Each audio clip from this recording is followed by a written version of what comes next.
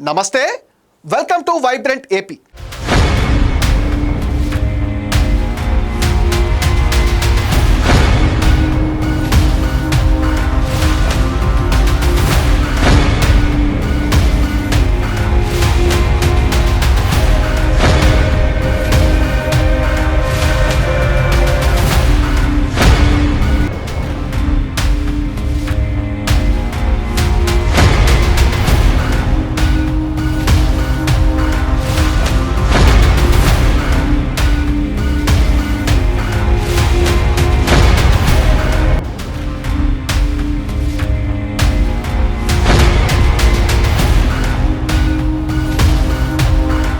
తిరుమల పవిత్రతను దెబ్బతీసేలా గత ప్రభుత్వ హయాంలో జరిగిన నెయ్యి కల్తీ వ్యవహారం ఇప్పుడు రాష్ట్ర రాజకీయాల్లో చిచ్చురేపుతుంది. తిరుమల పవిత్రత లడ్డూ ప్రసాద కల్తీ విషయంలో అడ్డంగా దొరికిపోయి తప్పించుకునేందుకు చట్టసభలోకి స్వామివారి చిత్రపటాలను తీసుకొచ్చి అవమానించి అడ్డంగా దొరికిపోయారు వైసీపీ సభ్యులు. పైగా ఇది చాలదు అన్నట్టుగా రిటైర్డ్ ఐఏఎస్ అధికారి దినేష్ కుమార్ సారథ్యంలో ఏకసభ్య కమిషన్ ఏర్పాటును సుప్రీంకోర్టు తప్పుపడుతుందని చాలామంది అంచనా వేశారు. అయితే ఆ అంచనాలన్నీ ఇప్పుడు తలకిందులైపోయాయని చెప్పాలి. రానున్న రోజుల్లో వైసీపీ నేతలకు కష్టకాలమనే చెప్పాలి. బహుశా జైలుకు వెళ్ళడానికి ఎప్పటి నుంచే వైసీపీ నేతలు మానసికంగా కూడా ప్రిపేర్ అయి ఉండాలి. వైసీపీ ఎప్పుడూ నెత్తి మీద చేయి పెట్టుకునే పనులే చేస్తుంది. కల్తీ నెయ్యి విషయంలో అదే జరిగింది. ప్రభుత్వం నియమించిన ఏకసభ్య కమిషన్ రాజ్యాంగ విరుద్ధం అంటూ సుబ్రహ్మణ్య స్వామితో పిటిషన్ దాఖలు చేయించింది. అందులో రాజ్యాంగ విరుద్ధం ఏమీ లేదని, ఏకసభ్య కమిటీ తన పని తాను చేసుకోవచ్చని సుప్రీంకోర్టు అయితే స్పష్టం చేసింది. దీంతో ఆ కమిటీ పైన ఏమైనా సందేహాలుంటే వైసీపీ పటాపంచలు చేసినట్లయింది.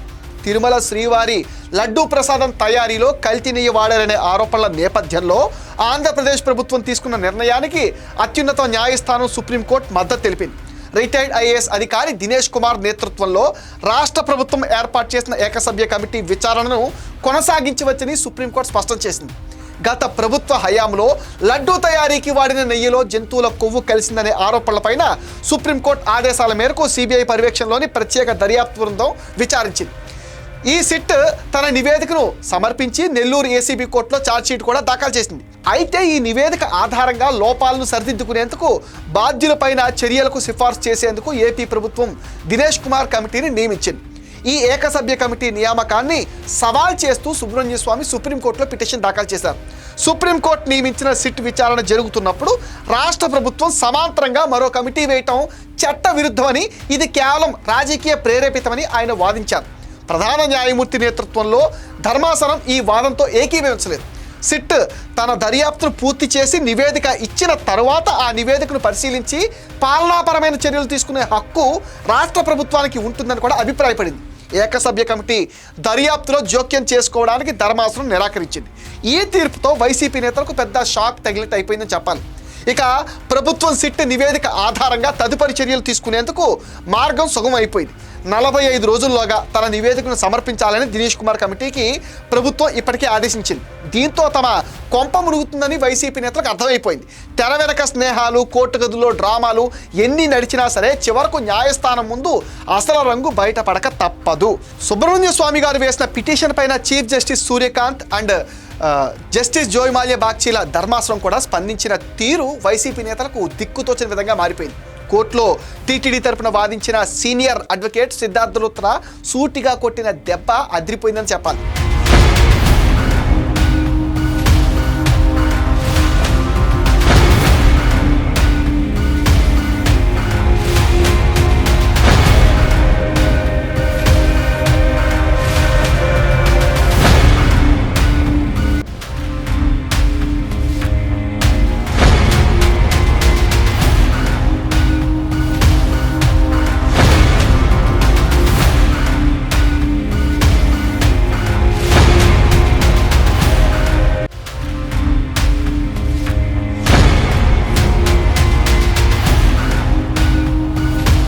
గతంలో టీటీడీ తరపున వాదించిన వారే ఇప్పుడు శాఖాపరమైన విచారణను దారి మళ్లించడానికి ప్రయత్నిస్తున్నారు. ఇందులో పూర్తిగా దురుద్దేశం ఉంది అని ఆయన వాదించటం స్వామి గారి అసలు ప్లాన్ బట్టబయలు చేసింది. అంటే కేసును నీరుగార్చడానికి ఎంతటి పెద్ద తలకాయలైన సహాయం తీసుకున్నా నిజాన్ని దాచలేరని స్పష్టమైపోయింది. పులివెందుల ఎమ్మెల్యే జగన్ కోరుకున్నట్టుగా చర్చను ఆపాలని, పాలనాపరమైన విచారణ కూడా అడ్డుకోవాలని స్వామి గారు చేసిన ప్రయత్నం బెడిసికొట్టిందని చెప్పాలి. పాలనాపరమైన విచారణ దానంతట అదే జరుగుతూ ఉంటుంది. కోర్టు ఆదేశించిన సిట్ విచారణకు అది అడ్డంకి కాదు, రెండూ చట్టబద్ధంగా కొనసాగవచ్చు అని తేల్చి చెప్పింది. ఈ పిటిషన్కు సరైన బేస్ లేదని ధర్మాసనం వ్యాఖ్యానించడం విశేషం. ఇది ఒక రకంగా జగన్ కోసం పిటిషన్ వేసిన సుబ్రహ్మణ్య స్వామి వంటి లిటిగెంట్లకు గుణపాఠంగానే చెప్పాలి. రాష్ట్ర ముఖ్యమంత్రి బహిరంగ ప్రకటన కూడా చేశారని, అది సమస్య అని స్వామి వాదించడం వెనక వైసీపీ సాక్షి చేస్తున్న పాత వాదనలే వినిపిస్తున్నాయి. స్వామికి కూడా వాదనల కింద అవే రాసిచ్చినట్టున్నారు. కానీ ఛార్జ్షీట్ దాఖలైంది, విచారణ పూర్తయిందన్న వాస్తవాలను కోర్టు గుర్తించింది.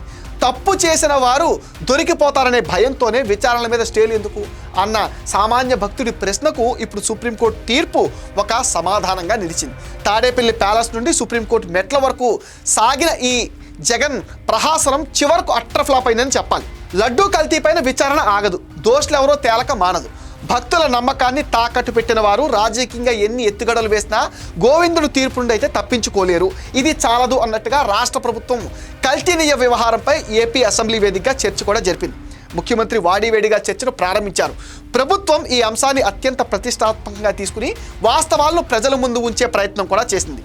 తిరుమల లడ్డూ కల్తీ వ్యవహారం పైన అసెంబ్లీ చర్చలో ముఖ్యమంత్రి చంద్రబాబు నాయుడు గత వైసీపీ ప్రభుత్వం పైన తీవ్ర విమర్శలు చేశారు.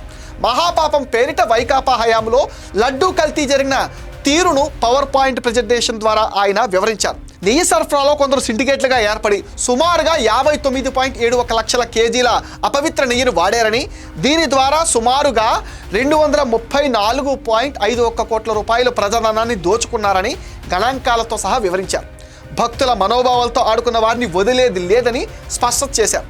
వైసీపీ నేతలకు హిందూ మతం పైన గౌరవం లేదని ఏపీ శాసనసభ మండిపడిపోయింది. కేవలం ఆరోపణలతో సరిపెట్టకుండా ఆధారాలతో సహా వైసీపీ వైఫల్యాలను ఎండగట్టాలని కూటమి ప్రభుత్వం నిర్ణయించుకుంది. గత ప్రభుత్వ హయాంలో హిందూ ధర్మానికి, భక్తుల మనోభావాలకు జరిగిన ద్రోహాన్ని సాక్ష్యాధారాలతో నిరూపించడమే లక్ష్యంగా పాలకపక్షం అడుగులు వేసింది.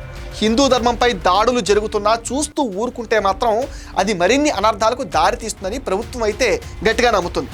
అయోధ్య లడ్డూల అంశంలో డిప్యూటీ సీఎం పవన్ కళ్యాణ్ వైసీపీని ఇరుకురు పెట్టారని చెప్పాలి. ఫలానా లాట్ అయోధ్యకు పంపామని మీ దగ్గర ఆధారాలు ఉన్నాయా? అవన్నీ గాల్లో మాటలు తప్ప వాస్తవం లేదన్నారు పవన్.